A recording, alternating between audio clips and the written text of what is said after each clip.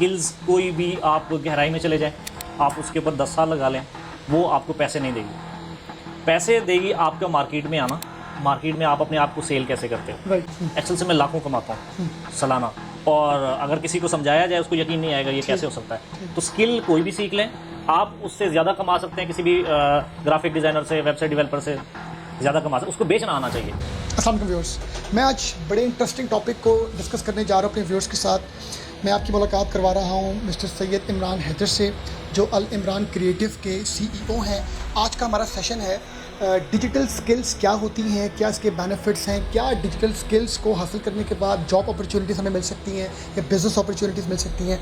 आज हम मिस्टर इमरान से जानेंगे। अस्सलाम वालेकुम। वालेकुम सलाम। जी बताएं कि सबसे पहले जो डिजिटल स्किल्स होती हैं ये क्या होती हैं? कंप्यूटर से रेलिवेंट जितनी भी आपकी स्किल्स हैं, आपकी एक्सपर्टीज़ हैं, जो आप बेहतर अंदाज से कर सकते हैं, वो डिजिटल स्किल्स हैं। अगर हम बात करें फ्रेश रिसोर्स की, जिन्होंने मैट्रिकुलेशन किया हुआ है, इंटरमीडिएट किया हुआ है या सिंपल BA किया हुआ है, अब उनके पास कोई प्रोफेशनल डिग्री नहीं है और वो चाहते हैं कि वो डिजिटल स्किल्स को हासिल करें, तो उसमें कौन कौन सी फील्ड्स हैं या कौन कौन सी सर्टिफिकेशंस हैं? मैं आपको बताऊं, डिजिटल स्किल्स के लिए कोई डिग्री की ज़रूरत नहीं, कोई क्वालिफिकेशन की ज़रूरत नहीं है, और मज़े की बात एज की ज़रूरत तो बिल्कुल भी नहीं है। अच्छा, नहीं मैट्रिक है, मैट्रिक की है, उसने नहीं की या जैसे भी की है, तो वो इसमें कैपेबल है कि वो इसमें एक्सपर्ट हो सकता है। दूसरे नंबर पे कहाँ से स्टार्ट करें, इसका जो पहले मैं स्टेप बताता हूँ, बच्चों को सबसे पहले अपने गैजेट्स पूरे करने। दूसरे नंबर पे इसमें फिर 3-4 किस्म के लेवल हैं। एक इनिशियल लेवल है कि उसमें उन्होंने चूज़ करना है कि कौन सी स्किल उनके लिए यूज़फुल है। दूसरे नंबर पे फिर एडवांस है, उसकी एडवांस स्टेज तक जाना है, ठीक है। तीसरे नंबर पे ये कि फिर मार्केट में इन होना है। तो ये 3 स्टेजेस हैं।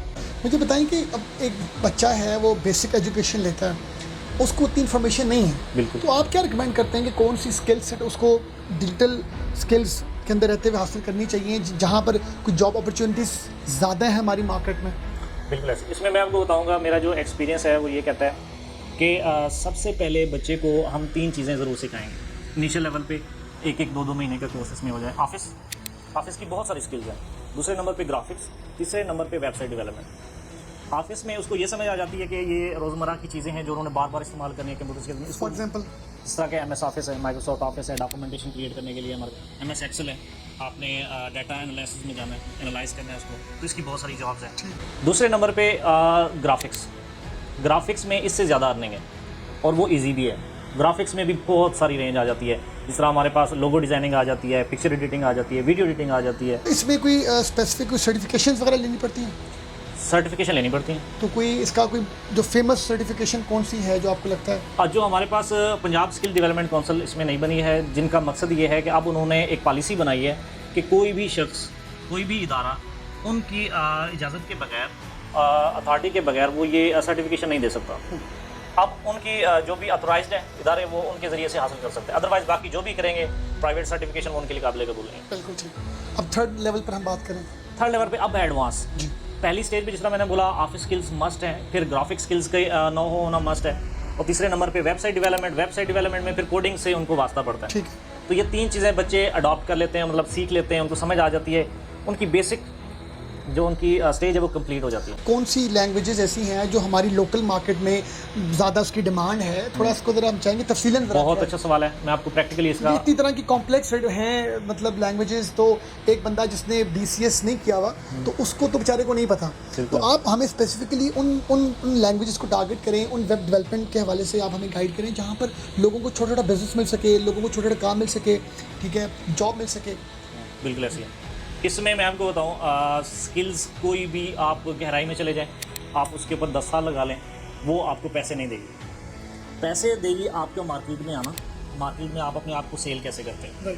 तो इसकी खातिर मैं सबसे ज़्यादा जो अर्निंग करता हूँ वो एक्सेल से कर रहा हूँ। एक्सेल से मैं लाखों कमाता हूँ सालाना, और अगर किसी को समझाया जाए उसको यकीन नहीं आएगा ये कैसे हो सकता है। तो स्किल कोई भी सीख लें, आप उससे ज़्यादा कमा सकते हैं किसी भी ग्राफिक डिज़ाइनर से, वेबसाइट डेवलपर से ज़्यादा कमा सकते। उसको बेचना आना चाहिए, ये भी आपने लाजमी सीखना है।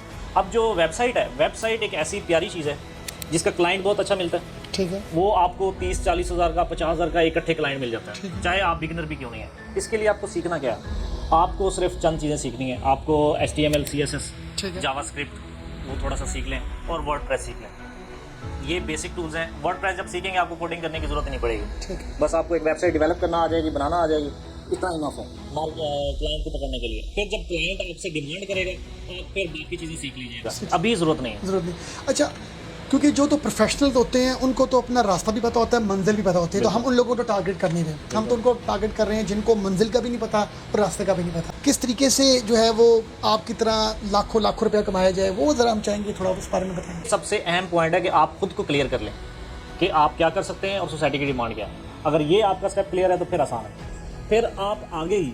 अच्छा, ये भी क्लियर करना है आपने नौकरी करनी है या टारगेट अपना पहले से सेट कर लें, माइंड क्लियर कर लें, जितना होगा तो आसान है। उसके बाद आप जॉब ज़रूर करें, जॉब ज़रूर करें, क्योंकि आप सीखने के लिए, क्योंकि आपको पता चलता है, आपको जब किसी के मातहत रहते हो आपको बहुत कुछ सीखने का मौका मिलता है, क्योंकि जो कि ऑब्जर्वेशन से नहीं आता।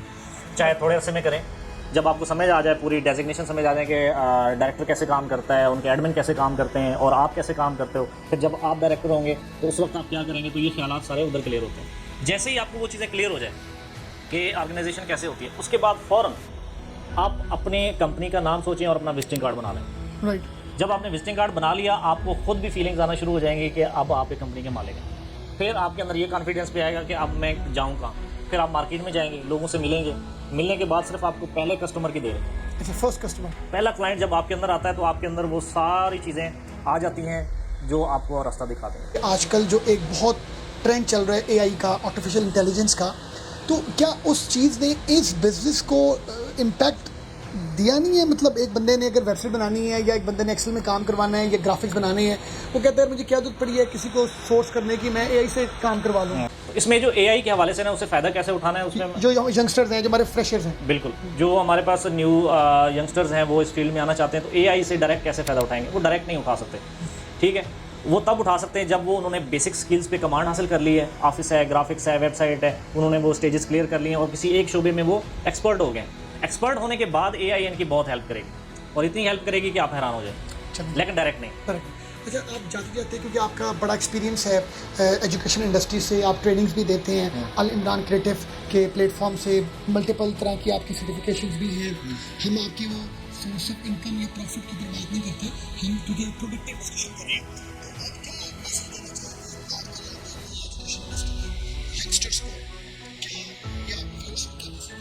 मैं स्किल्स की वजह से इसमें कहना चाहूँगा कि एजुकेशन आपको शौक देती है, लेकिन आपका जो रोज़गार है वो आपकी स्किल से आता है। तो इसमें मैं आपको एक गाइड करूँगा या सजेशन दूंगा कि आप एजुकेशन को जारी रखें, एजुकेशन को स्किप नहीं करना, लेकिन इसके पैरेलल अपनी स्किल्स डेवलप ज़रूर करना शुरू करते हैं। और कंप्यूटर इस दौर की नेमत है, डिजिटल स्किल्स सीखें और उनको सीखने में कोई मुश्किल भी नहीं होती और ये आपका सोर्स ऑफ इनकम अलग से बन जाता है। इसके बाद आपकी जो पर्सनैलिटी होगी, जो शख्सियत होगी, वो कमाल की होगी। तो स्किल्स को स्किप नहीं करना आपने, डिजिटल स्किल्स की तरफ ज़रूर आएँ और सब पैरेलल चलाएँ इसको, एजुकेशन स्किप नहीं करना। थैंक यू वेरी मच, आपने बड़ा अच्छा गाइड किया व्यूअर्स। मैं उम्मीद करता हूँ कि मिस्टर इमरान हैदर ने जो भी आपसे आज की इन्फॉर्मेशन शेयर की है वो प्रोडक्टिव हो, नॉलेजेबल हो। बहुत शुक्रिया, थैंक यू वेरी मच, आपने देखा। अल्लाह हाफ़िज़।